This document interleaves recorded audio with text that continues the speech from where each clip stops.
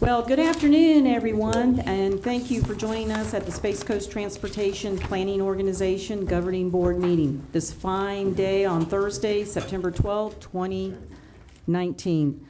Next, we'll do the Pledge of Allegiance, so please join me. I pledge allegiance to the flag of the United States of America and to the republic for which it stands, one nation under God, indivisible, with liberty and justice for all. And for those who are here under public comments, we do have a sign-up sheet in the back, and we will call you on a particular item that you have, and we'll call you up for comments. Next, we'll follow three reports. Now, before I do that, Councilmember Paul Elfrey could not be here. He is at the Orlando Melbourne International Airport doing the relief projects that are going on there, so he said he couldn't be here. Reports 3A, Executive Director's Report. Georgiana. Hello, good afternoon. In your agenda package, we have provided a status of projects report and also the staff strategic plan final report for January 2018 through June 30th, through June of 2019. You also have a quarterly public engagement report on all the activities that the TPO has been up to from April to June of this year. We also received a letter of appreciation from FDOT for the TPO contributions to bicycle and pedestrian safety. We were recognized at a statewide bicycle and pedestrian coalition meeting.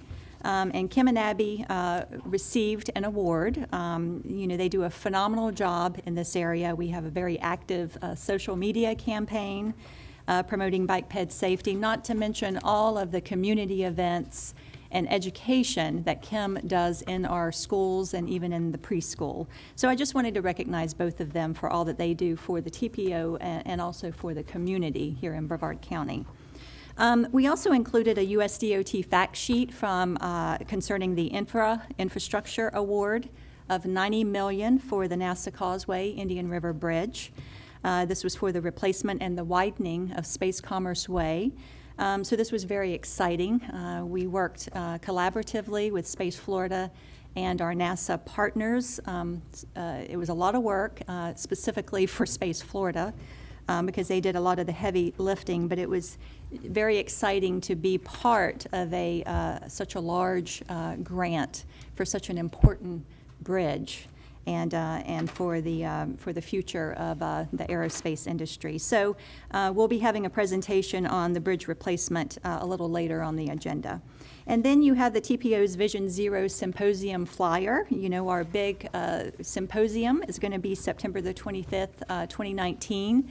And we're almost at full capacity, and so for the board members that have signed up for that, we thank you very much, and we're very exciting to kick off that. And on that note, I'd like to call up Kim because we want to keep everyone informed on our serious injuries and fatalities here in Brevard County, and we thought that at every meeting we'll have Kim come up and just kind of give you the statistics so we know exactly where we are here.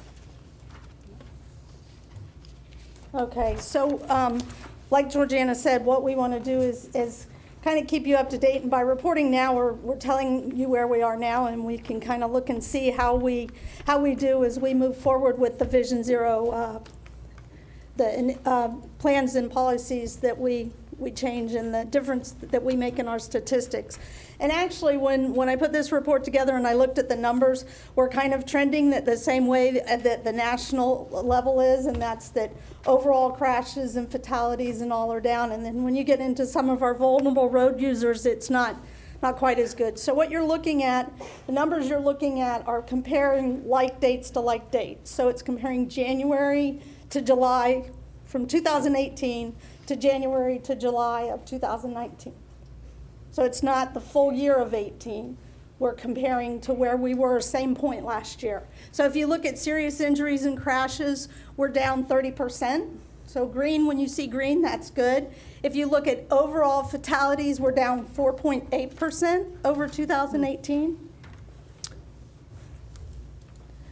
Looking at motorcycles, this is an area that we had a really tough year last year. So we're actually down this year 13.2% on the injuries, and then 53, almost 54% on fatalities. And like I said, I know City of Melbourne last year had a really, really tough year with motorcycles. So it's good to see that we're not doing that again this year. And then this, of course, is where we have our one color that we don't like, which is red. And this is our bike ped. We know this is an area where we have a real problem. 2018 serious injury, we are down in 2019, almost 35%. But you can see there on our fatalities, we're up almost over 56% to where we were last year. So, like I said, we'll keep you posted. You'll have one of these every month, and we'll just watch the changes we're going to make. We're going to make good, positive changes. So. All right, very good, Ms. Smith. All right, next, that's it? All right, any questions for Georgiana? All right, we'll go on with 3B, Technical Advisory Committee and Citizens Advisory Committee, TAC-CAC report. Georgiana. All right, the TAC-CAC did meet on Monday, and at your place you'll find a summary of actions as well as the attendance from the meeting. The committees recommend the TPO approve the TAC-CAC meeting minutes of July 8th. Also, the approval of the First Amendment to the TPO Intergovernmental Coordination and Review Agreement. And this amendment was to add the Central Florida Expressway Authority Board to the agreement. Approval of the fiscal year 20 Transportation Regional Incentive Program Priority List, and a letter of support for trip funding for the I-75 interchange at 49th Street in Marion County. And we can talk a little bit more about that later. Adopted the TPO's legislative positions with an addition. They wanted to add language to establish guidelines to streamline state and federal processes to deliver transportation projects in a more timely manner. And we can talk about that a little bit in more detail a little later. And then finally, they received the presentation on 528 from the St. Johns River Water Management District, and they passed a motion to support the request to pause the final design on the 528 Causeway removal for 6 months, the final decision, on the 528 Causeway removal for 6 months to allow the Water Management District to run the water quality model. So that's it. All right, thank you, Georgiana. So I need a motion for approval of the minutes of July 8th. So moved. All right, all right. So I have a motion for approval by Commissioner Allender, second by Commissioner Lober. Discussion? Seeing none, those in favor say aye. Aye. Those opposed, and I vote aye, and the motion passes. Item 3C is the Bicycle, Pedestrian, and Trail Advisory Committee report. Kim Smith. Not quite done with me yet today. The BPAC last met on July 22nd. They discussed their annual walking workshop that we do with our members when they wanted to do it and what they might like to see. We had a lot of fun with that last year, so we're working on when and where that's going to be. And Titusville gave a presentation on their multimodal plan, and the BPAC will next meet again here in a couple weeks on the 23rd of September. So we'll report back to you on the outcome of that meeting in October. Also, the Brewer Causeway portion of the Coast to Coast Trail was completed in August. That project is also going to receive landscaping, and Brevard County has received a federal land access grant to put public parking and a trailhead at Parish Park. And there is going to be a public meeting on that project on October 2nd from 5 to 6 p.m. And I don't have a location for that. If you needed to know location, you could contact Sarah. She could let you know. And good news, Bike Ped Master Plan will be completed here shortly, and you'll get a report back on that in October. And an annual event that y'all have heard me talk about over and over again, Walk to School Day, will happen on October 2nd. We do have some schools that have already bumped to October 9th, so it'll kind of be going on for 2 weeks, but we're having good participation again this year. All right. Thank you, Kim. Any questions for Kim? All right, seeing none. Thank you for the report. Item 3D, Florida Department of Transportation, as we call it, FDOT, and that is Jamie Kurtzy.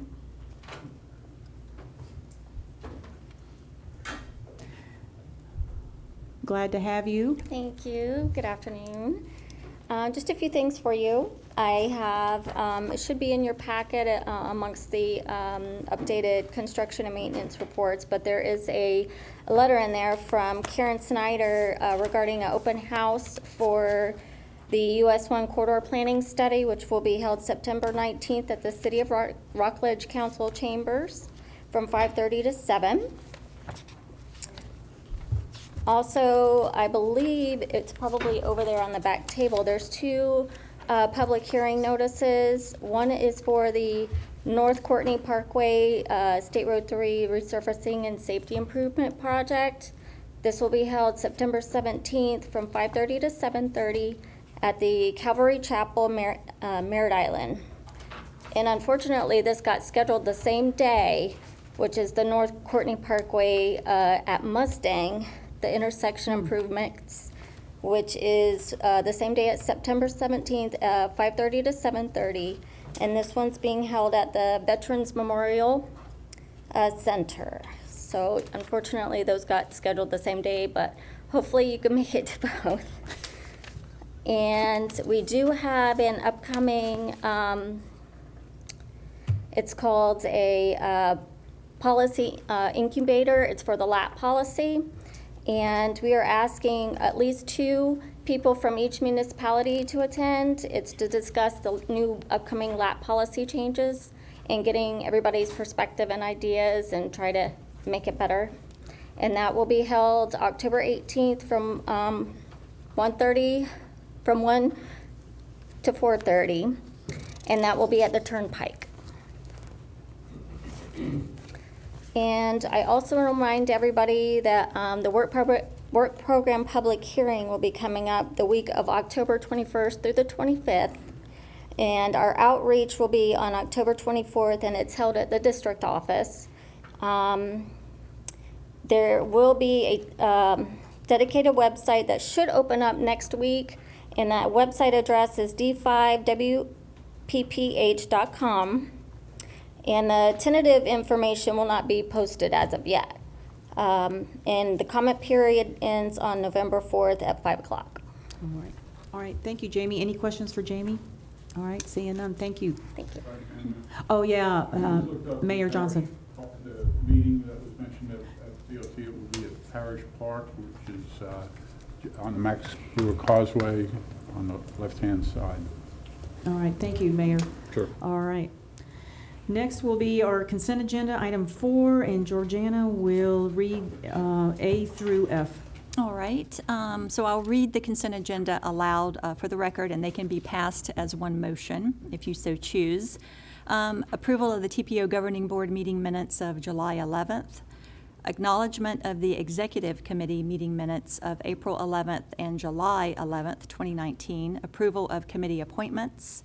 Adoption of our fiscal year 20 operating budget and acknowledgement of the fiscal year 19 third quarterly report. Also approval of the First Amendment to the Intergovernmental Coordination and Review Agreement. And also approval of the Transportation Regional Incentive Program list. And of course, these are projects that are considered regionally significant and must be adopted through the Central Florida MPO Alliance. So upon your approval by the board, the Alliance will adopt this regional list. And then finally, the Ocala-Marion TPO is asking for letters of support for TRIP funding for one of their projects on I-75 at 49th Street. And this is a CIS project, not on the adopted TRIP list. And after each MPO endorses the project, it will go back to the Central Florida MPO Alliance for adoption at the next meeting on October the 11th. All right, thank you, Georgiana. Any questions for Georgiana? All right. If there's no more discussion, Randall's would move for approval of all the items in the consent agenda. Ocala was very supportive of us when we were working on the bridge up here. Yes, that's right. So I have a motion for approval by Mr. Randall and second by Commissioner Lober. Discussion? Seeing none, those in favor say aye. Aye. Those opposed, and I vote aye, and the motion passes. So now we're into action items, items 5A, and Mr. Gugelman. Thank you. All right. Item 5A is the annual evaluation of the executive director. That evaluation is initially conducted by the members of the executive board. They then meet and review the individual evaluations by each member of the executive board, and they then adopt a consensus report to you all. That report is summarized in my memo of August 26th, which includes a couple of different things. It includes, one, the evaluations of each individual member. It includes any comments from each individual member. So we'll be looking for, and I'll discuss that a little further in just a minute, but we'll be looking for two things today. The first thing that we'll be looking for is for this board to discuss the evaluation that's been recommended to you and to consider adoption of it. The second thing that you will be asked to consider today is a pay adjustment for Ms. Gillette. Now, let me talk to you about the evaluation. As I said to the executive board when they took this up and discussed it, Bob Comm has got to be looking down on us right now, smiling, because this is the first time that we have ever had a perfect evaluation, a 5.0 score. And to tell you how hard that is to get that score, every evaluator for each individual criterion needs to score Ms. Gillette with a 5 for her to get a overall 5.0. And that's what happened. The entire executive board that conducted an evaluation rated Ms. Gillette 5 in every single category. That is unique. It has never happened before. The board did meet before this meeting, conducted a public hearing, and adopted this recommendation to you that you approve the evaluation. And so if you want to discuss that, and then I'll talk about the pay part of it in a minute. So do I have a motion for approval? I'd like to make that motion. All right, I've got Commissioner Smith, second by Mayor Johnson. Discussion? All right, Mr. Randalls. We already have a second, Mr. Randalls. Well, I doubled up. All right, we'll double a second. More emphasis that way. Mr. Kugelman, is that legal to double up on a second? Well, considering that it's Mr. Randall's. Get a higher pay. All right. Yes, and I'm speaking out of turn, but. No, we're in discussion, so, Well, that is an outstanding, many of us do supervisors evaluation or city managers, and you just don't see that. You get a 4.2, 4.3, but you just don't get a unanimous 5. I've never seen it. Says a lot about the individual. that's right. All right. Whenever he's done. All right, Mr. Randalls, are you done? you done? I'm done. Okay, all right. I'd just like to Mayor comment that Johnson. I think, although it's extraordinary, I think she well deserves it, and I want to Yes. congratulate her. Thank you. Any further discussion? Seeing none, those in favor say aye. Aye. Those opposed? And I vote aye, and the motion passes. Okay, and the second part of this is the pay adjustment.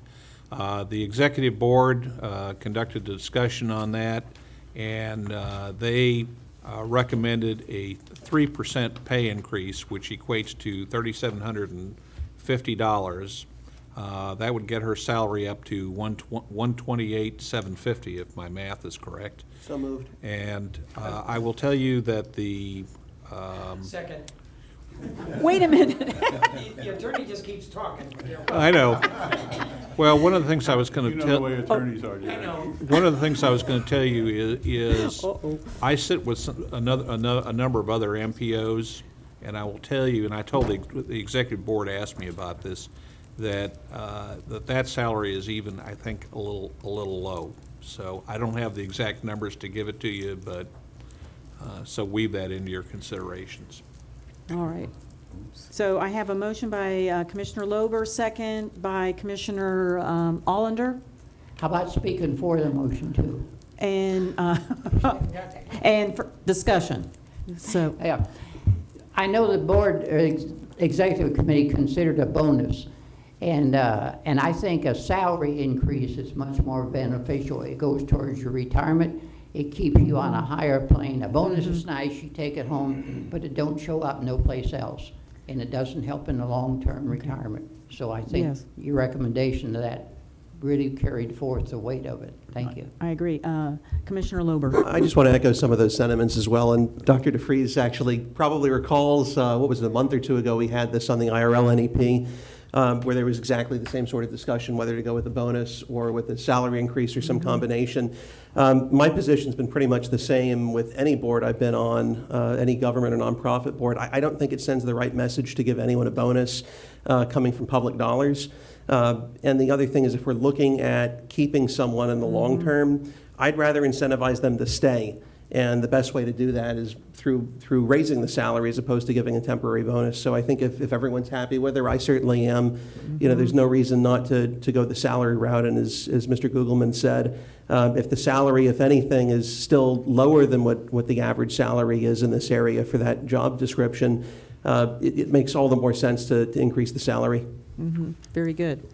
If I'm Any? not mistaken, there's some organizations where, governmental organizations, that you cannot give bonuses. Okay. Madam Chair. Oh, yeah, Mr. Just Forrester. one comment. The cost of living increase this past year, if I recall, is about 2.9%.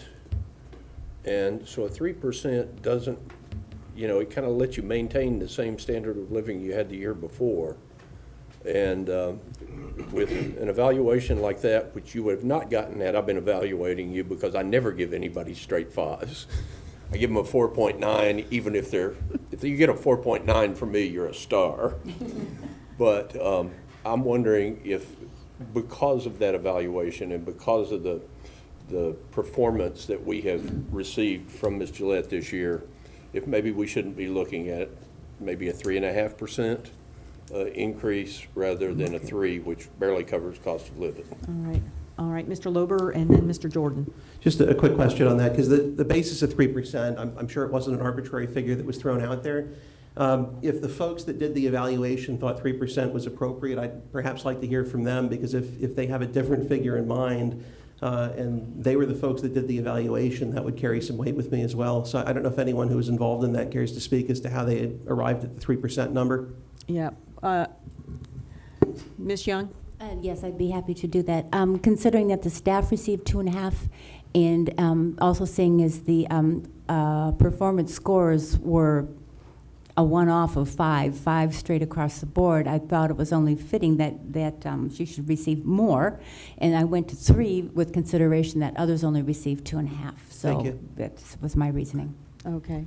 Ms. Minus, did you want to? Yes, Madam Chair. Okay. Also, based on that and the outstanding score that she received, I definitely thought that, it was worth it. I think we had a 2.0 and a 2.5, and then we went to 3.0. But then we found out after we had voted that her pay is still, I don't know about substantially lower with other MPOs. So, I'd like to revisit it, and Mr. Forrester had stated, a 3.5, or I don't know if we can table it to find out how substantially lower her pay increase is, but I would definitely entertain a 3.5, and hopefully that would put her closer. As being an exceptional director, it's definitely warranted, in my opinion. I got Mr. Jordan. Thank you. Actually, I'm thinking about the same thing. I don't think we should vote on it today because of what Mr. Gugelman said. If we're substantially lower, I think we should have the study first and then decide what her salary should be. I mean, she's got 5, and I'm looking at a halo over her head, so we definitely need to. I don't think it's necessary for us to vote on it today, right? It's nothing to Mr. Gugelman, require there's you no to, right? time frame on this, No, right? because whatever, when you do take final action, if you decide to go forward with a pay increase, you can always make that retroactive. Okay, all right. Mr. Lober. Yeah, another thing. Commissioner Lober, sorry. No, that's okay. I've been called a lot worse, I promise, yeah. Frequently. With that said, I don't have any problem with having it come back to us, but my concern is if we want to do it retroactively, essentially it's a semantics question as to whether or not that's really a bonus. So I have more of a philosophical concern having nothing to do with the individual involved. So if everyone at a dead minimum is amenable to increasing or at least 3%, my suggestion is we move ahead and have a vote on the motion for 3, and then we still have it come back to determine if there's some amount over and above that that would be appropriate. So we don't have to worry about it being retroactive and perhaps looking bad to folks that we're increasing a salary starting at a prior date. Okay. All right. Any other discussion? So I have a motion and a second. So those in favor, say aye. Aye. Those opposed? And I vote aye, and the motion passes. All right. All right, very good. Okay, so, Madam Chair, what is it the pleasure of the board then that we conduct a salary survey and then bring that information back to the board, or? Okay, do I have a motion? Second. All right, so I have a motion by Commissioner Allender and second by Ms. Minus to bring that study back and let's evaluate it. And those in favor say aye. Aye. Those opposed, and I vote aye, and the motion passes. Very good. Madam Chair, I just want to say how thankful I am. You know, it means a great deal to me that I have your trust and your confidence. I mean, that is very important to me. So thank you very much. And I want to thank staff because we have such a strong team at the TPO. And so they do an excellent job. So thank you very much. Well, thank you, Georgiana. You're a blessing for our committee, so for our board. Next is action item 5B, adopt the 2020 legislative priorities and policy positions. All right. So every year, the TPO adopts a platform of policy positions. You know, we are a resource for transportation issues. We can't lobby, but we can certainly share this information with the Brevard delegation, the League of Cities, and other municipalities, so perhaps they could pick up some of our transportation issues and positions and carry the water for us, so to speak. So we have divided them into 2 sections. The first one is about priorities, support transportation priorities for all modal agencies. And so the first bullet is to provide support for the TPO's top priorities. We mentioned Ellis, 192 Hollywood and Evans intersection improvements, of course the A1A, urbanization, multimodal improvements in Cape Canaveral and Cocoa Beach, and in the south part of the county, South Babcock Street widening and the St. John's Heritage Parkway. Now these are not all of our priorities, but these are some of the higher priorities on the priority list. And then we go into support connections from I-95 to the Orlando-Melbourne International Airport. And we wanted to call out how important the widening of Ellis is from John Rhodes to Wickham and how that will provide that direct multi-lane connection. Then we have C, expand Port Canaveral's passenger and freight capacity, invest in those strategic port projects to expand passenger and cargo facility development and support intermodal connections to the port. Invest in space infrastructure. This is very critical. Prioritize and fund spaceport projects in the DOT's Strategic Intermodal System 5-year work program. And rail, establish passenger rail in Brevard County, continue FDOT and private sector investments in quiet zones, and 1 or more passenger rail stop in Brevard County. So we've covered highways, air, sea, space, and rail. So I think we've covered all of our modal agencies. And then we go into transportation funding. So the TPO supports state legislation that establishes a predictable funding level of $250 million per year for the Transportation Regional Incentive Program. You know, TRIP funds comes predominantly from documentary stamps, and it provides matching funds up to 50% for improvements on regionally significant roadways. And the TRIP funding has really fluctuated up and down over the years. It has been as high as $250 million and as low as $11 million for the whole state in 2016. So this is funding that we here in Brevard County have utilized for the widening of Barnes Boulevard, various sections of the St. John's Heritage Parkway, Malabar West, as well as South Babcock. So This is a very important funding source, even though we do have to come up with a 50% match. This is, if we have more money to work with, I think we're going to be better off here for our projects. And then the next bullet is to expand transportation revenue sources and stabilizes transportation funding levels. Identify a potential revenue replacement source for the current motor fuel tax, which is no longer able to support the current and the future needs of the transportation system. As you know, transportation is funded predominantly by motor fuel tax, and fuel-efficient cars, electric cars, rising labor and construction costs, we are just not keeping up with the demand. So we need to have another revenue source, or we need to either raise the sales tax or the gas tax. And the legislature really needs to be focusing on that, because the way transportation is funded, it's broken. And so we need another alternative. Use the existing MPO and local planning processes to select individual transportation projects rather than legislative appropriations. So we're talking about earmarks here. Earmarks can be dangerous.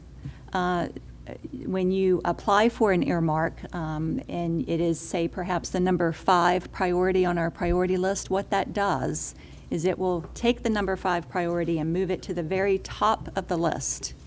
And if it's coming out of the Transportation Trust Fund, the department may have to take funding off another one of our projects to make that happen. So if you are going to apply for a legislative appropriation, make sure that it's coming out of general fund and not the Transportation Trust Fund, because that could be dangerous for us. And then the next bullet is to allow strategic intermodal system, this is SIS funding, to be used on roads, transit, and other transportation facilities not designated on the SIS if the improvement will enhance mobility or support freight transportation on the SIS. The next one is establishes a flexible and predictable funding for transit projects, capital and operating, identified through the Metropolitan Transportation Planning process by removing funding limitations on the State Transportation Trust Fund. I think we recognize the critical role of transit and what that plays in moving people. And so having more flexibility to fund transit projects is really important. Regulates distracted driving by prohibiting the handheld use of electronic wireless communication and other similar distracting devices while operating a motor vehicle on any roadway. So we know that in 2018, the texting while driving is now a primary offense. So this takes it a step further, and it puts a full ban on electronic devices while you're driving. And then the next one establishes funding for amenities on the state's SunTrail system. So SunTrail funds are used for the transportation element of the trail, so it only pays for pavement. It does not pay for the amenities. So all the signage, trailheads, the SunTrail funding cannot pay for that, and we have the state-of-the-art trail systems. We have most of them down up in Titusville, and so being able to use SunTrail's funding to fund some of those amenities, I think, is very important. And then the last one, and by the way, at your place, I forgot to mention, is the revised reversion of the legislative priorities. And the last one is the recommendation from the committees to add language to establish guidelines to streamline state and federal processes for each phase of a project in an effort to deliver transportation projects expeditiously. So, the thoughts were at the committee level, these transportation projects take 15, 20 years. What can we do to expedite this process? An example would be, just most recently, the DOT Environmental Management Office assumed Federal Highways responsibilities under NEPA, the National Environmental Policy Act, in an effort to streamline the review process and the project delivery time. And so it is being looked at, and they are looking for ways to try and streamline the different phases of a project. However, I do see some value in this proposal, because if they are looking at perhaps ways to streamline all the phases of a project, that could be helpful. But I got to tell you, it does boil down to funding. If we had enough funding to move a project through all the phases, PD&E, design, right-of-way, and construction, one after the other, we can get projects done a lot quicker. But unfortunately, what happens is that we get the PD&E and the design done, and they sit on our priority list, and they don't move because we don't have the funding for the right-of-way and the construction. Those are the two largest, most expensive phases that we have. So I think funding is a big part of it. But as I said, I think I see some value in adding this to the legislative priorities. So if you approve that, it would be for your consideration with this addition, or you can go with the original version that is in your package, whatever your pleasure is. All right. Thank you, Georgiana. Any questions for Georgiana? All right. So Commissioner Lober. Just briefly, I'm going to support this today, but I did want to make one note on the first page of this action item where it talks about expanding Port Canaveral's passenger and freight capacity. The portions that are in the parens there, I certainly support, but I do have some concerns about potentially what's entailed beyond that as far as potentially freight capacity is concerned, because I have a lot of constituents in that area, many of whom are finicky, to put it as politely as I can, about the possibility of having rail frequently running through their backyards. So I think the projects that are identified there, certainly I'm happy to support, but I just want to put that caveat out there that depending on what the particulars are, I may or may not be supportive in the future. All right. May I? Yeah, Commissioner Allender. Let me assure you that rail to the port is not on the horizon, will not be there during our lifetime. You know, we did consider having it through the Canaveral Air Force Station, but realistically, there is not enough cargo to come close to warranting any kind of rail from the port to any place in the mainland. Thank you. All right. Really. All right. So Mr. Jordan. Yeah, I've got a question about Refreshing to hear. distracted driving. What are other similar distracted devices? What other type of devices? Yeah. I think from the legislation, it includes tablets, handheld games, laptops. There were a whole list of things. It's not just cell phones that would be part of that. It's quite amazing what people will use when they're in a car. Seen people shave in the car. Yeah. Yes. Eating cereal and yeah. Okay. Yeah. Makeup. Oh yeah. Read newspapers. You know. How do you read the newspaper? Okay. All right, so what is your pleasure? Brian, you don't To sit in the car when make you a go to work? motion to approve the list that was in your packet or the revised list that we got today? Make a motion to approve the revised list we got today. Second. All right, I have a motion by Mr. Anderson, second by Ms. Minus, to approve the TPO legislative priorities and positions, our revised one that we got. Any further discussion? Seeing none, those in favor say aye. Aye. Those opposed, and I vote aye, and the motion passes. Next is 6A is the State Road 528 design update, causeway removal status. All right. You know, we've had some very in-depth discussions this year on opportunities and strategies to improve the health of the lagoon as it relates to the 528 widening and bridge replacement. And so this is going to continue that discussion. And so I'd like to call up Mr. Bob Musser with the Canaveral Port Authority, and he's going to give a little overview of where we've been so far. And then after Bob, we will hear Dr. DeFries is here, which we're excited to hear from him. And also Adam Lovejoy with the St. Johns River Water Management will be coming up. And then we'd like to hear from our DOT partners as well. So this will definitely be a lot of speakers. But go ahead, Bob. Thank you, Georgiana, and good afternoon. I'll be brief, and forgive me if I'm a little crooked. My back went out yesterday, and my daughter said, "You're an old man, Daddy." And my 9-year-old said that last night, and I actually feel like it today. So, real briefly on just to piggyback off what Georgiana said. This is related to, more specifically, it's related to the State Road 528 portion over the Banana River. That's really where we're concentrating the efforts now. And it's related to the widening project. Neglected to mention, I'm the Senior Director of Environmental out at the port, and I'm also one of the port's TAC members to your TAC committee.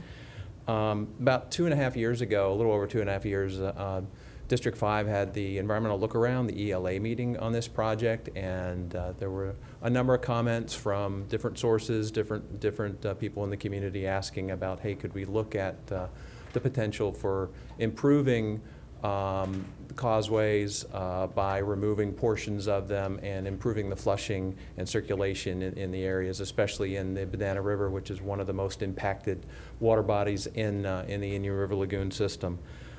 Long story short, what came out of that was a partnership between the port and the Indian River Lagoon National Estuary Program, where we funded a study that was presented to this board, I think back in February, wasn't it?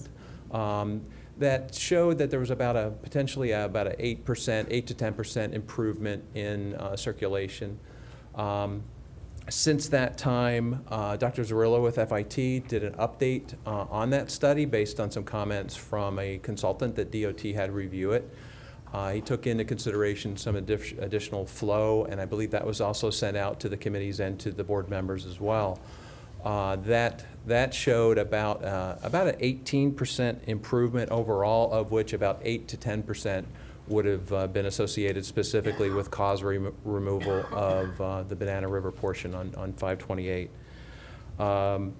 After the original presentation on the study, there was a number of resolutions that were provided, one from the TPO, from the port, from the Indian River Lagoon National Estuary Program, and also from Brevard County that were provided to DOT, asking them to look at the potential modifications that could be done. That was really specifically related to circulation and flushing. What you're going to hear today is kind of the next step, is what happens to nutrients, which are fueling, as you all know, are fueling algal blooms in several areas of the river, Banana River being one of the hot spots. The Water Management District has fine-tuned a model that can look at this and look at tons of nitrogen removed, and Mr. Adam Lovejoy is going to come up and give a little brief overview of that. One of the questions that came out just briefly from the TAC and CAC is why is the port interested in this? Well, the port, we actually own the causeway. We own 528, and we take our stewardship and what we can do to that area very seriously. We've done a lot of improvements at the port. Virtually every drop of water that goes on the port goes through a stormwater treatment system and is discharged into the harbor, not back into the Banana River. So over the years, with the direction of many of our commissioners and staff, we've really done a lot, and we're just looking to see how we can partner and participate in this additional potential improvement project with 528. With that, I'm happy to answer any questions, or I think we're going to have Dr. DeFries come up and have a few comments as well. All right. Any questions? All right, sure. Thank you. Great, thank you. Just say, if any of you are really interested in more detail about why Port Canaveral is very interested in this project, we have an environmental report that was prepared that we would be more than happy to give to members of this committee or any other committee to know what Port Canaveral does environmentally to protect the rivers and everything else. It's an extensive report that Bob and the staff put together. So if any of you are interested, we would be happy to provide it to anybody that would like to read it and know what we really do. Because so many people think Port Canaveral does nothing environmentally. Let me assure you, there is many, many projects environmentally that Port Canaveral does that are not headlines, so they're not written up in the paper a whole lot, since sometimes they want to look at the negative stuff. But when I say we, Port Canaveral does a lot and is very concerned about the environment. All right, thank you, Commissioner Allender. Maybe we can send that out by email? Sure. Yep. All right, very good. All right, Dwayne DeFries. Good afternoon. I'm really pleased to be here. You step into your time, so you take as much time as you want. Thank you, sir. Well, first and foremost, I'm going to actually echo some of the statements already made. I want to thank Georgiana and her team. You know, we're in a historic moment with this discussion. I was reminded of this just several hours ago. I left a CareerSource Florida Board of Directors meeting and was meeting with some of the folks from the Panhandle, still struggling through infrastructure issues from Hurricane Michael. And it reminded me how these decisions have implications that are not just a year or two, they go decades in the future. And so appreciate the partnership of the port, appreciate your team and the willingness to consider the Indian River Lagoon, and also, you know, our friends at FDOT. This decision, when it's made, will have implications for 50 years or more. We clearly know from the science and with our comprehensive conservation management plan just passed and adopted this past month that many of our problems in the lagoon are infrastructure related. And so taking a look using the best available science at both opportunities and risk as we look at this expansion is important. We don't know where those decisions will end when we get this additional modeling, but I'd like to think that having 2 lines of evidence is better than one, and the model that the Water Management District is going to propose to you is going to give us some additional information. And so at the end of the day, when we all come together with a decision, it's my hope that we have done our due diligence, we have made a good decision, we've considered the best interest of both transportation, the lagoon, and our economy, and we feel comfortable that we've gone through all the appropriate discussions to get to that point. We are here as both your partner and friend.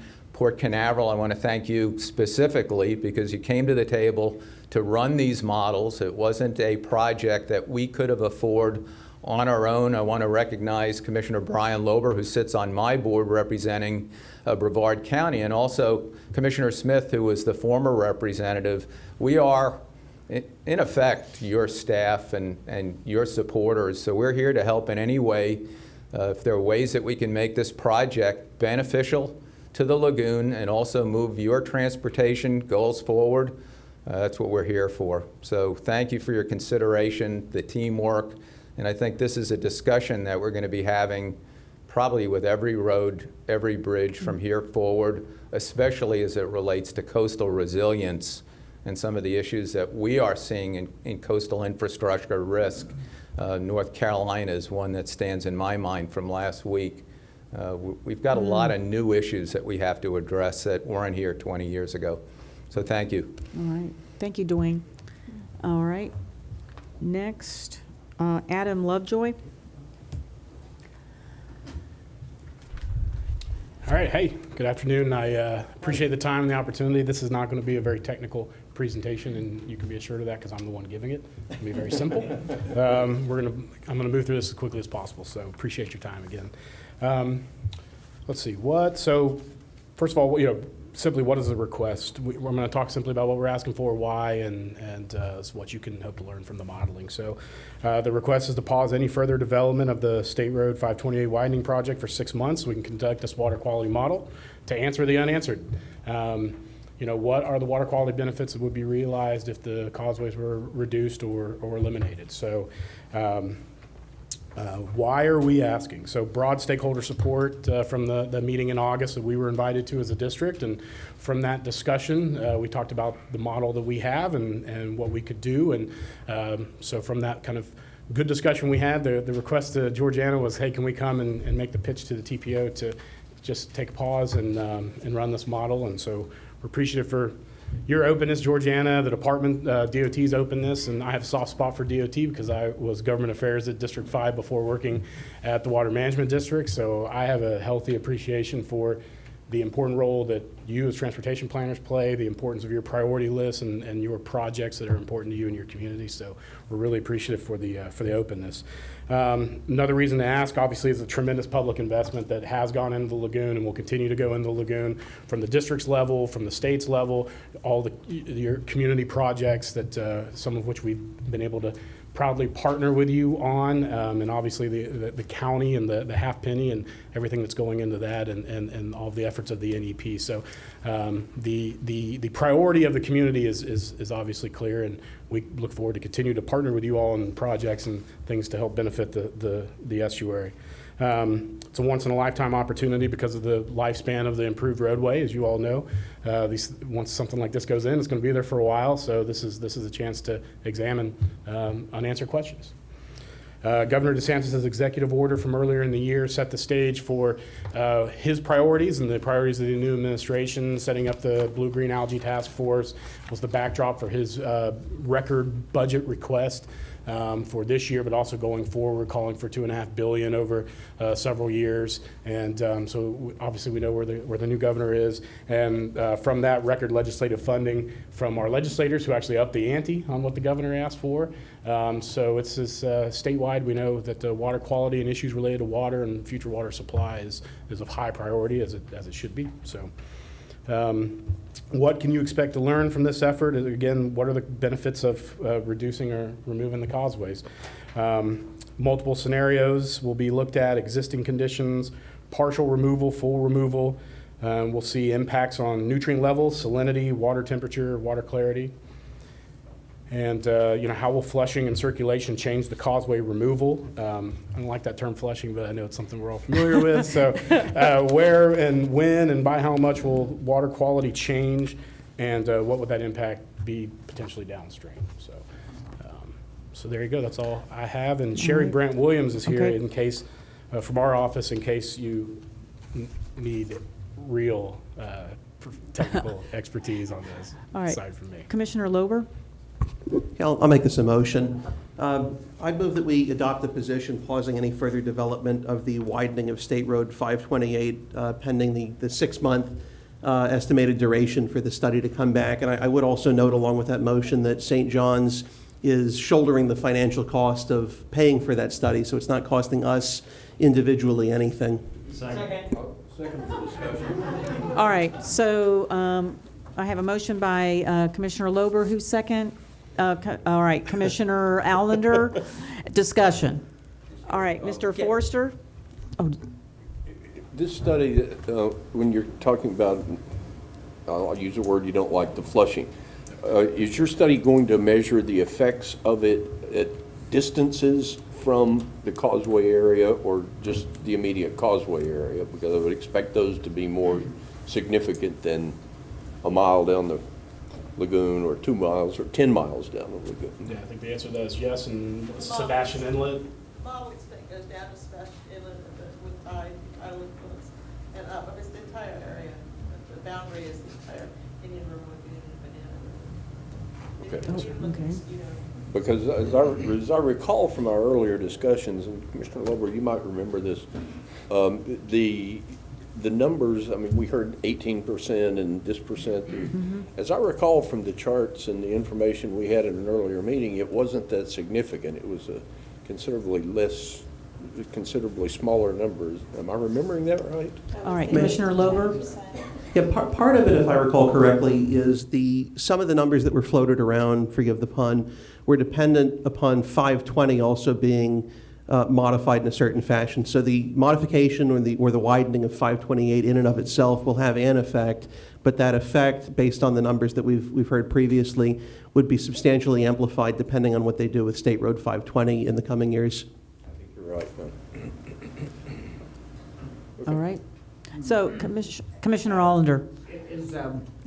Is 6 months really a reasonable period of time to conduct the study? So I know Sherry and her people are sweating, but no, that is what they have examined, and they're ready to. Of course. 6 months is never enough.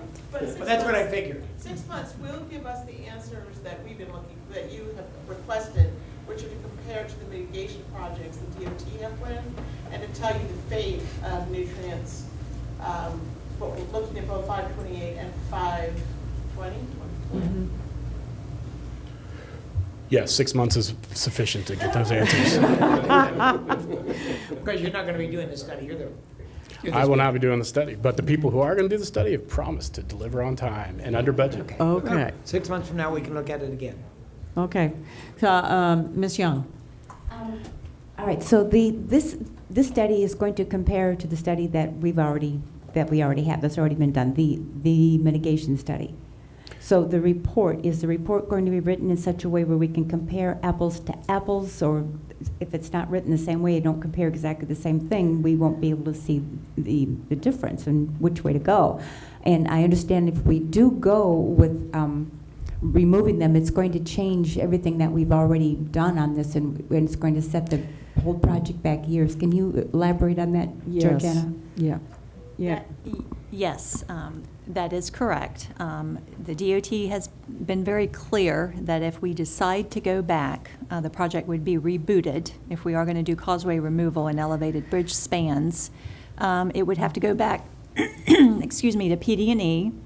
And it would not just be the eastern portion over the Banana River. We're talking about the full widening project, which would be all the way to industry. So that is something that we will have to consider.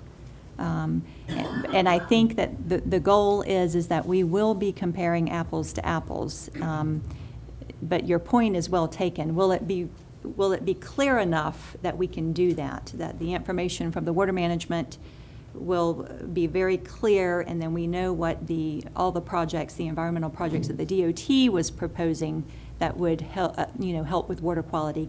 Will it be a real clear comparison? And it sounds like that information will be available for us so that the board could make a decision. So if I can go on from there, so once we have this report to look at, we're only going to have it for the time between we get our packets and we have this meeting.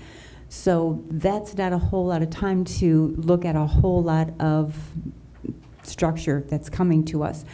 Do you think we should have a workshop on this, where this is our only topic and we talk about this at this time when this is done, this is affecting generations forever. I mean, we won't even be here by the time this is all done, so this is a really important decision that we make for this. I think that is a wonderful idea. We could, once we get the information, we could make sure that the members have plenty of time to review it, and perhaps we dedicate one of our meetings specifically for this subject, so we can dive into it, and talk about it, and the board can be able to make an informed decision. So I like that idea. I think that's. I would also suggest. All right, Mr. We had Mr. I'm Lober. sorry. That's okay. It's okay. Just briefly, a couple thoughts on that. As far as the prospect that this would reboot us to potentially years down the road and delay this, that's true only if we decide that it's worth pushing in that direction based upon the analysis of the results that come back. If the results come back and they don't change essentially the school of thought here, we're not going to be any further delayed than 6 months down the road. So it would have to be something rather compelling in terms of what results from this for us to basically make that decision based upon the new information that's available at that time. As you mentioned, we're talking about something that's going to be in place for decades. How many decades, I don't know, but it could easily be 30, 40, 50 years until we're in this position again, or I guess not us, but whoever's here after us. So I would just say perhaps, and this also applies to whether we should schedule a workshop, perhaps the best bet is to see what comes back first. If it's something that's markedly different from what we know now, or it's something that includes real significant new information, then great, let's schedule a workshop at that point. But I don't know if it's not a little bit premature to do that yet, just because we don't know how different the results will be based upon their analysis and what they have come back over the next 6 months. Well, let's just keep it on the table, so it's a possibility. Yeah, if there's a benefit to doing it, I'd be happy to have a workshop. I just don't know that we have the information to justify it quite yet. Thank you. All right, Mr. Forrester, and then Ms. Goss.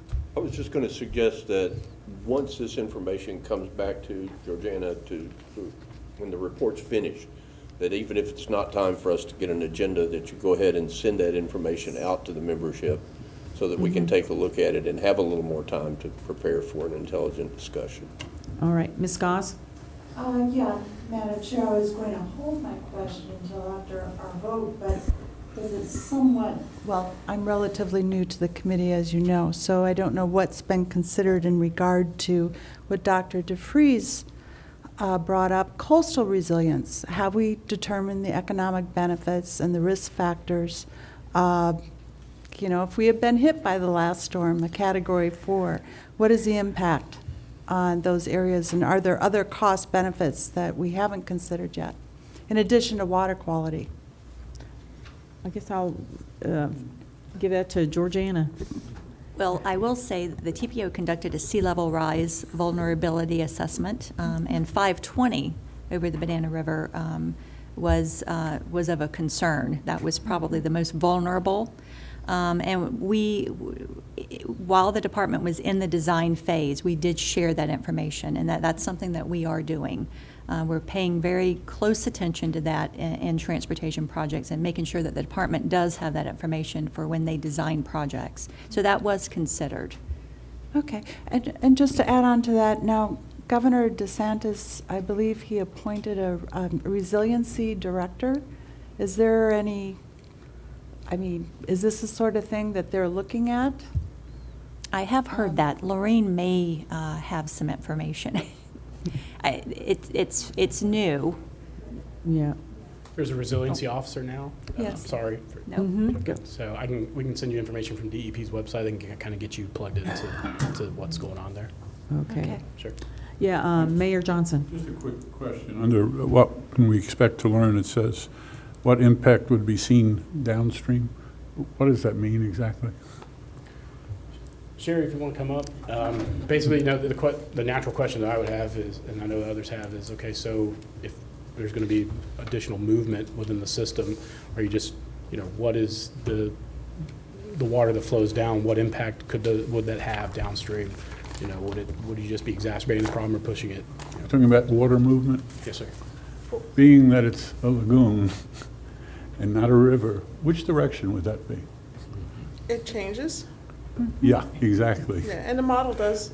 I thought it was a the model pun, does it. actually, that downstream being a matter of time, but I was afraid that was what you meant. Well, I mean, but the model will show you where it goes under different conditions.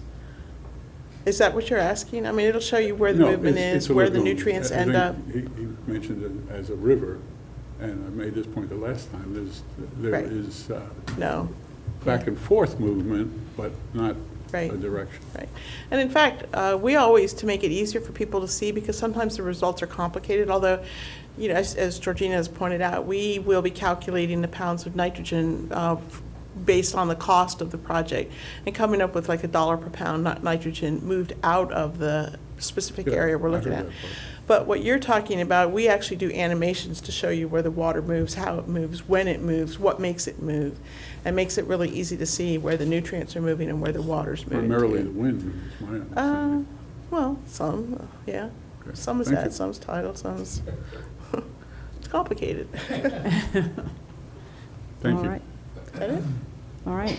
Thank you. Any other questions? All right. So I think we got DOT. yes, Lorraine Bobo is here. Okay. Director of Transportation Development. Good afternoon, everybody. Lorraine Bobo with FDOT District 5. And I just wanted to share that we have taken a look at the 528 project and our status. We support the Water Management District performing this study. We think it's going to be really great to compare apples to apples, like you said. So we're going to put our project on hold for 6 months, and we look forward to the results. Okay. All right. All right. Thank you. So we have a motion and a second. Can you repeat that motion again? Sure. I just want to make sure. Best I can recall it. So essentially, it was to have this body adopt a position in favor of pausing any further development on the widening of State Road 528 for a period of 6 months to allow for the Water District to conduct their study and report back their analysis, the results. All right. So I have a motion and a second by Commissioner Allender. Further discussion? Seeing none. Those in favor say aye. Aye. Those opposed? And I vote aye, and the motion passes. Very good. 6B is the NASA Causeway PD&E update. Hello. Good afternoon. I didn't know Okay. if our presentation was going to be coming up there, or? Okay. Oh, thank you. Hello, my name is Mary McGeehee, and I represent the Department of Transportation in the Environmental Planning section.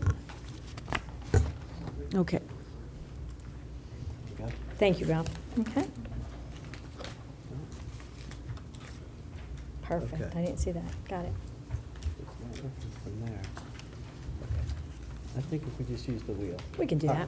My hand's up. Sorry for the rough start. My name is Mary McGeehee. I represent the Department of Transportation in the Environmental Planning section, and I'm joined today with Ralph Beauvais, who is with our Volkert team. Thank you very much for the opportunity to give you an update on our NASA Bridge PD&E study. We're coming into the final stages of it. As the next slide shows you, our agenda, we have a brief description. We're going to talk about the alternatives, specifically outlining what the preferred alternative is as we move forward. Let you know about our public hearing that's coming up on October 17th, and then let you know a little bit about the next steps. One of the things before I turn it over to Ralph, I do want to just outline our timeline. We actually had the notice to proceed on this PD&E study in February of 2018. We presented our kickoff presentation around April. We had our public alternatives meeting in December of 2018, and here we are moving forward with our public hearing. So this is one of those projects that has moved rapidly through the process, for us anyways, as well. And we have the opportunity to actually overlap this with the design phase. So this is one of those combined projects. Again, as Georgiana had mentioned, it is funding tied. It's being funded by NASA, which helps us move forward a little bit faster than our normal wheels turn. But anyways, I wanted to turn it over to Ralph so he can give us the latest update. All right, thank you. This mouse is really sensitive. All right, thank you, Mary. Good afternoon, Madam Chair, members of the board. My name is Ralph Beauvais. I serve as the consultant project manager for this study, and I've been supporting Mary for the last year and a half, almost 2 years now, on this project. So the project involves the NASA bridge over the Indian River that it provides primary access to Kennedy Space Center and Cape Canaveral Air Force Station. I'm really nervous about doing this. The existing bridge was actually consists of twin structures that were built in 1964. The existing structure consists of 58 total spans or openings between the piers. The main span, as you all know, is a movable structure or a bascule bridge that opens over the navigational channel.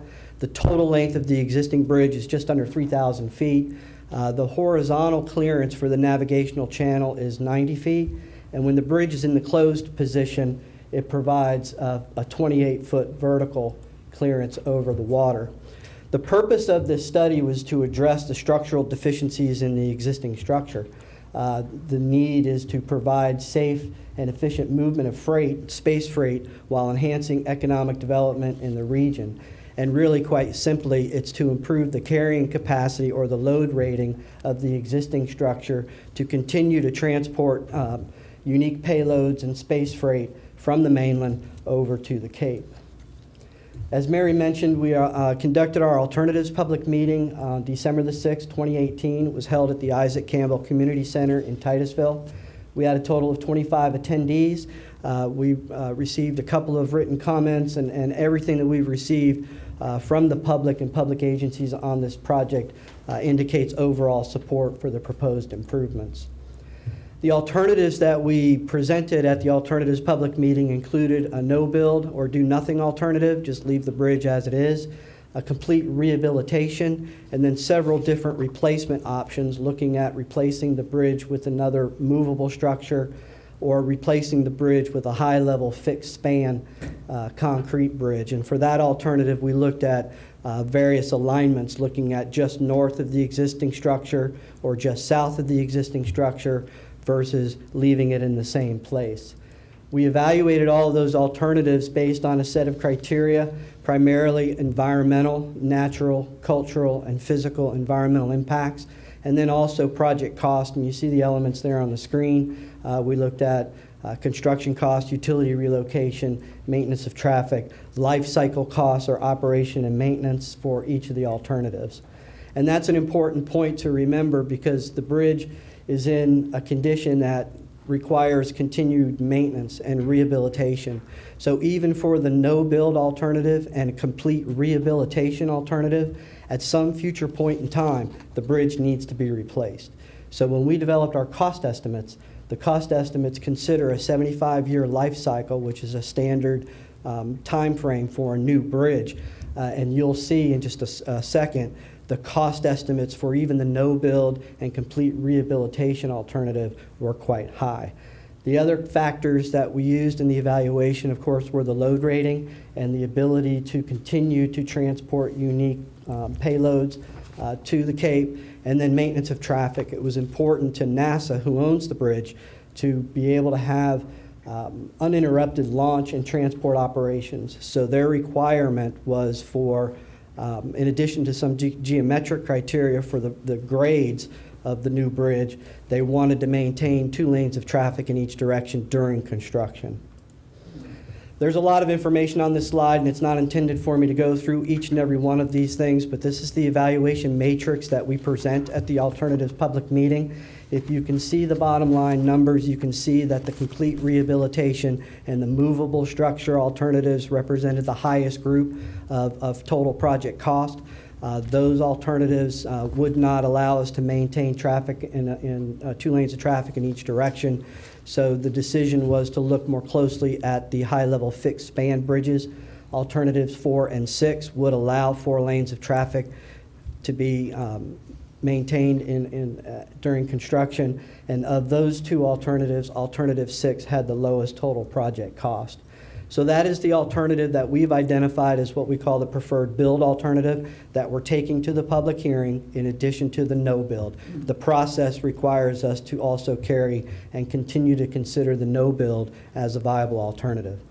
The preferred alternative, build alternative, consists of a high-level fixed span concrete bridge.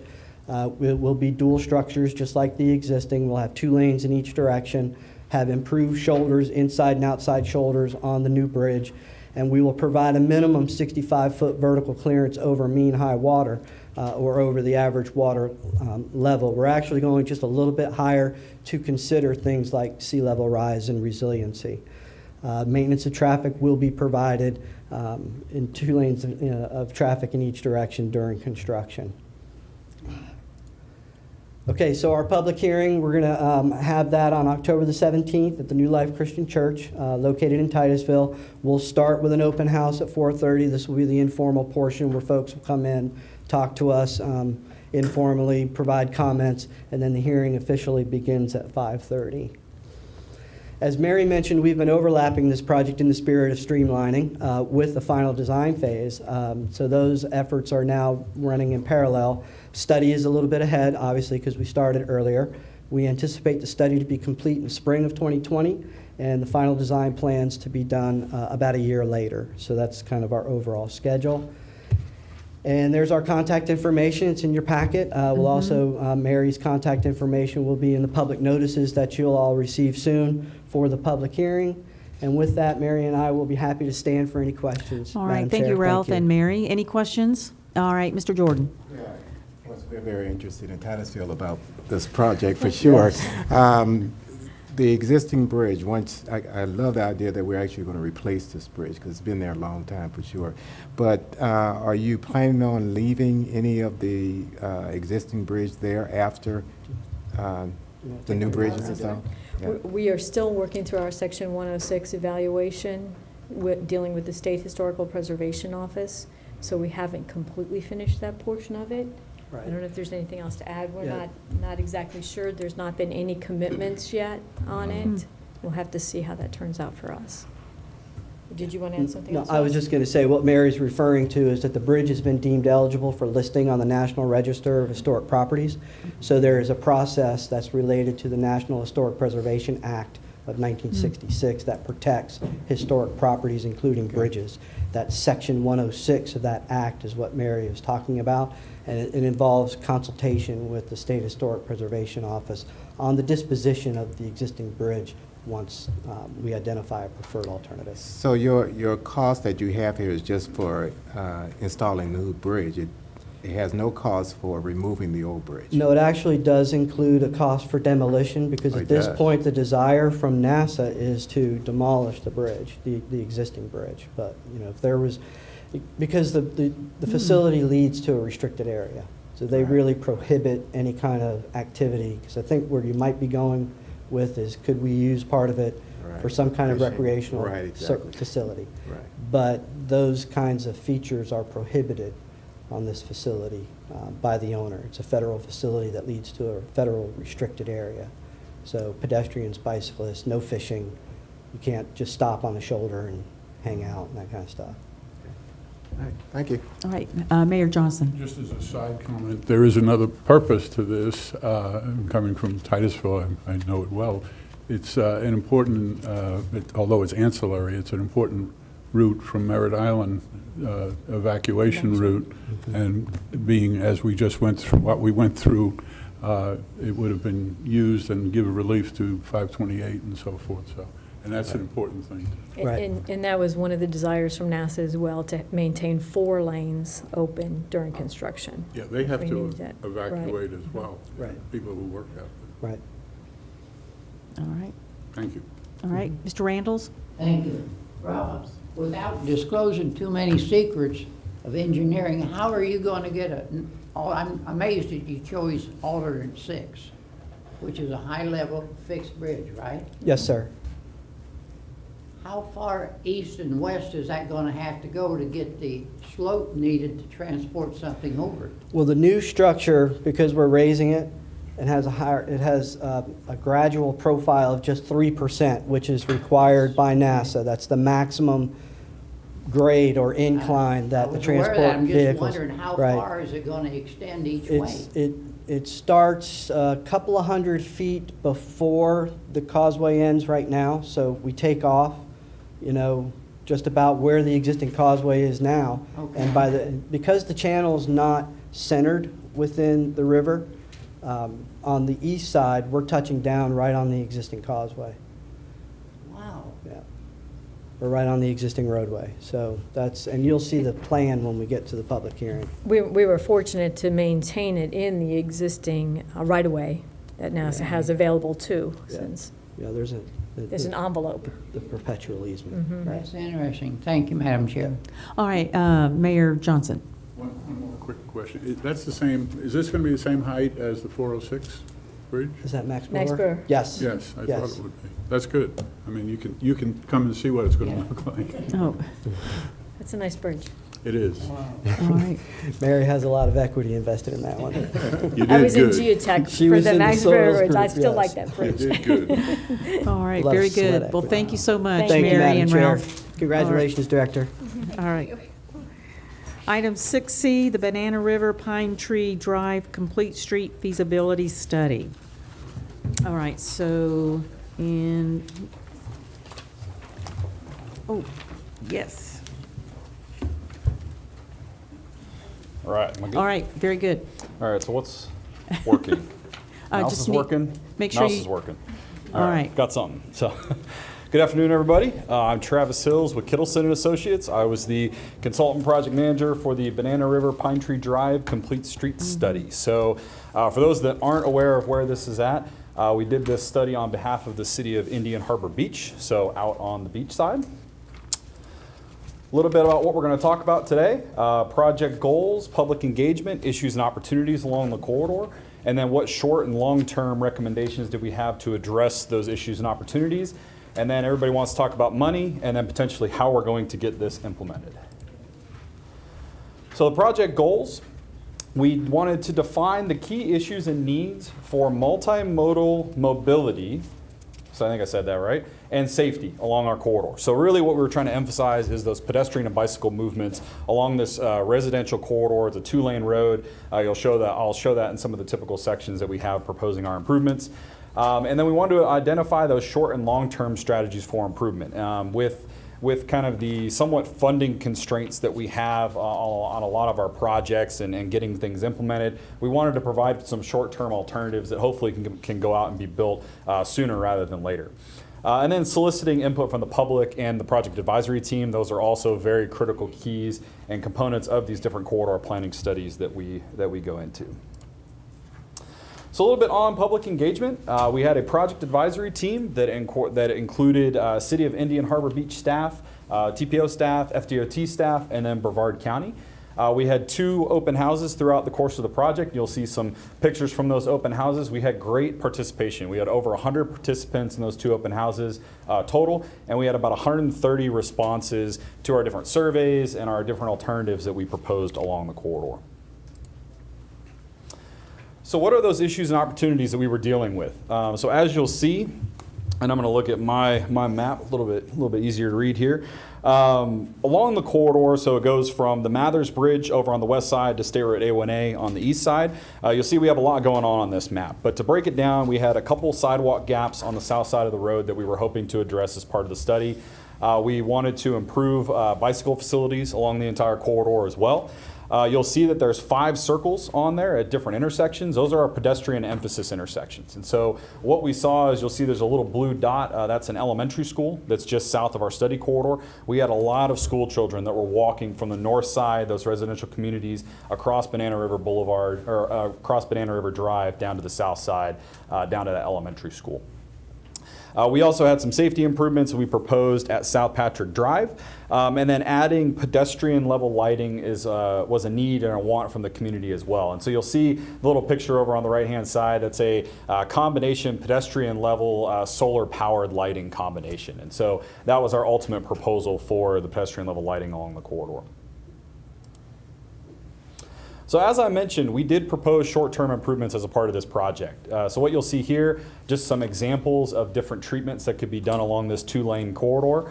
Resurfacing, that was the big one. So Indian Harbor Beach, they have a resurfacing project that was kind of put on hold to get the recommendations from this study. What we recommended is if they're going to go out and do the short-term resurfacing type project, not really moving curb and gutter and not doing the major improvements, go out, do that resurfacing, add some sharrows in the roadway to kind of emphasize that bicycle realm.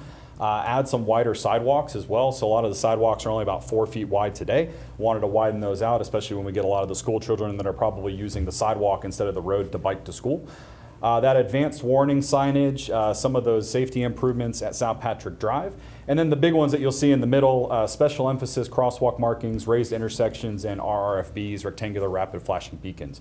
So we wanted to install these at a couple of those safety emphasis intersections that we had along our corridor to really emphasize, hey, there's school children out here, there's school children that are walking across this corridor to go to the school.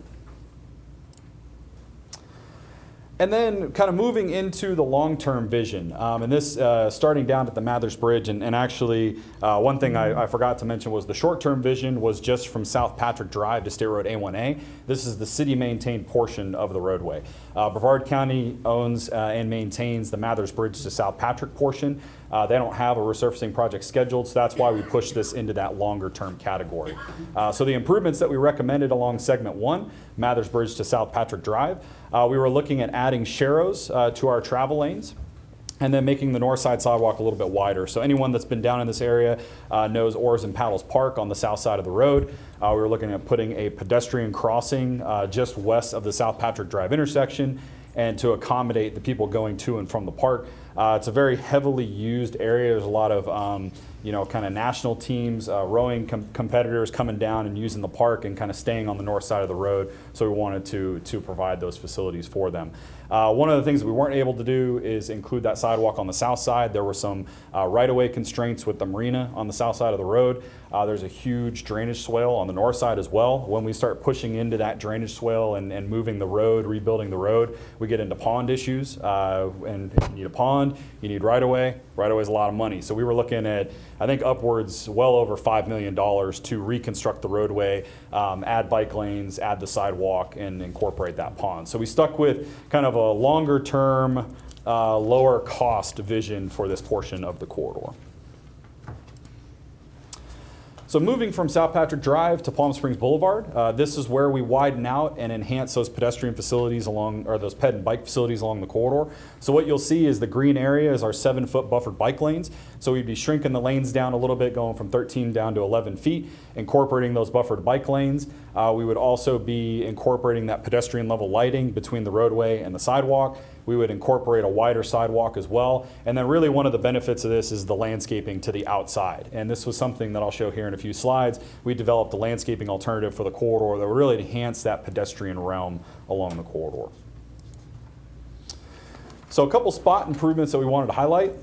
These are down in the middle part of the corridor, down near the fire station. What you'll see is we are enhancing the south side of the road by incorporating that pedestrian sidewalk that's not there today. We would cut them through the park, the public park that's there, and then cross them over Pine Tree Drive before just coming to the east to our Pine Tree Drive, Banana River Drive, Osceola Drive intersection. You'll see that's a little orange square to the right side of that bottom right figure. What's interesting is anyone who's ever driven in this area may have driven through that weird little X intersection that's kind of just west or kind of at this area. What we were looking at as a part of that is there's really no safety issues. There were no operational issues.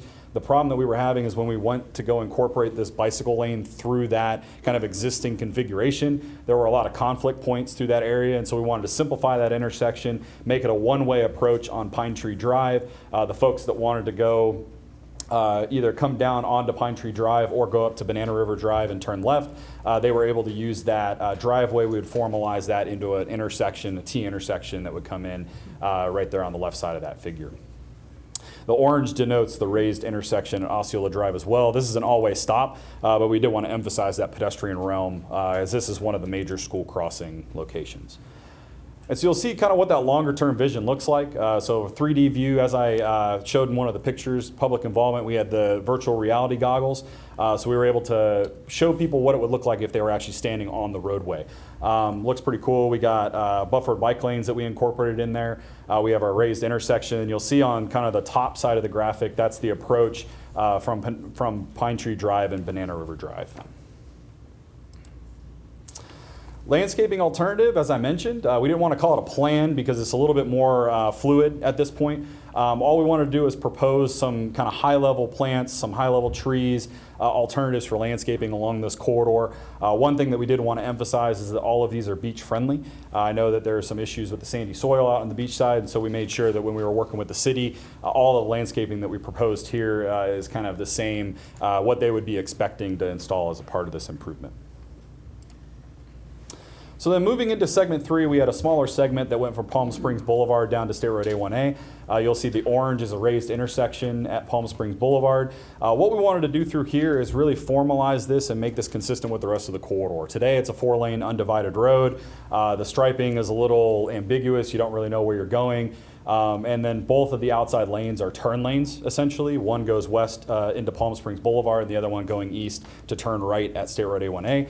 So we wanted to formalize that, make it a 2-lane road, add those buffer bike lanes as those wider sidewalks and that landscaping. So for cost estimates, what we looked at was 2 different cost estimates, mutually exclusive. So at this point in time, when we created the cost estimates, we didn't know what direction the city was going to go with our recommended improvements. So we had the short-term estimate, which included that resurfacing. It included those sharrows, wider sidewalks, raised intersections, RRFBs. That's about $2 million, and that goes from South Patrick Drive down to State Road A1A. And then our longer-term vision, which did include all of the short-term improvements. So if you went out and did the longer term all at once, it would include all those raised intersections, the striping, the wider sidewalks, in addition to the buffered bike lanes and then the sharrows from the bridge to South Patrick Drive. We're looking at about $4 million for that total improvement, the longer term. So a little bit on next steps. So we are working on the final report. We just sent that to the project advisory team a few days ago, so we're going to finalize that by the end of the month. We do need design and construction funding, and if TPO funds are utilized, we will need to go through the LAP process. And what that means, the Indian Harbor Beach City Council back on August 27th when we presented this, authorized their staff to begin discussions with Brevard County to pursue administering design and construction funding as part of the LAP process. And so what does that mean? hopefully when the city secures that agreement with Brevard County, they will submit a project application to the TPO. It'll go in for consideration and hopefully be included in project priorities in spring of 2020. Once it's on the list, then we're looking for funding, and we're looking probably at the earliest 2022 for design and 2024 for construction. So with that, that is then. Any questions? All right, Travis, any questions? All right, Commissioner Lober. Just a question for you on the landscape, and I understand you mentioned it's really preliminary at this point, but just as a general matter, do you all tend to look at wind resilience for the trees? Because I think it's UF's agricultural extension that actually rates different trees into categories based on wind resilience. And quite frankly, with the hurricane that we barely missed this past time, it makes me a little more mindful than I might otherwise have been. Is that something that you all look at? Right. So mainly beachside, especially along this corridor, we were looking at palm trees mostly. And so palm trees, as most people know, they bend. And so from that perspective, unless you're getting a Cat 4 or 5, which is probably going to rip up most things, we probably should be good with the landscaping, with the trees that we were proposing as part of the landscaping plan. Thanks. All right. Any other questions? All right. Yeah, Mr. Randalls. Does that mean then that the word complete streets is back in your vocabulary? Back in my personal vocabulary? I It's always been in my vocabulary. I haven't heard the word in 2-3 years.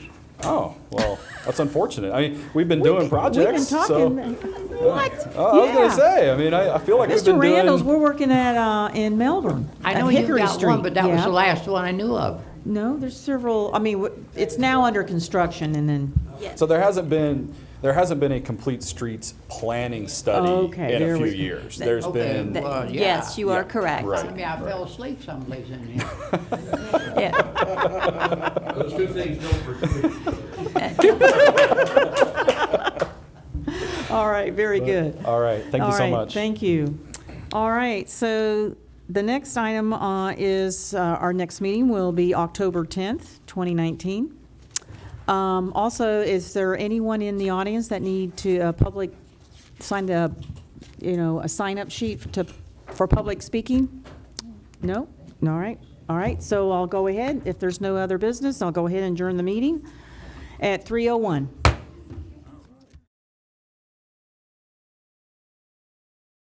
The opinions expressed by any member of the public during any period of public comment do not necessarily reflect the views or opinions of the Board of County Commissioners of Brevard County, Florida, Space Coast Government Television, or the program sponsor, and are solely those of the presenter. The Board of County Commissioners of Brevard County, Florida, Space Coast Government Television, and the program sponsor hereby expressly disclaim any and all responsibility or liability for any defamatory or slanderous statements expressed by any member of the public during any such period.